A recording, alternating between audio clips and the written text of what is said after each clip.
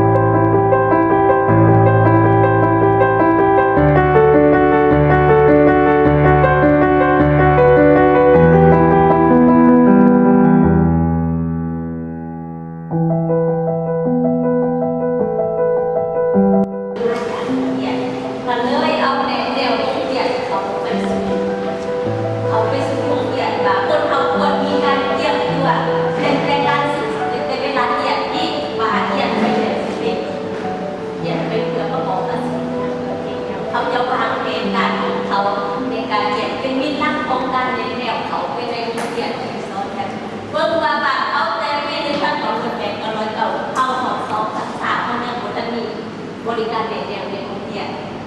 อันนี้คือว่าพาพเจ้าก็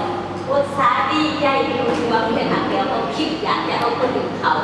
เพราะว่าตัวนี้มันเหลือกันวางเป็นสิ่งของเขาว่าต้องยากกันคิดสนึกเริ่มแต่อนุบาลอันนี้เขาเอาในตอนบ่ายไว้ก่อนเป็นอย่างที่จริงเขาอื่นมากั้นถูกคิดสนึกมันเริ่มอยู่แต่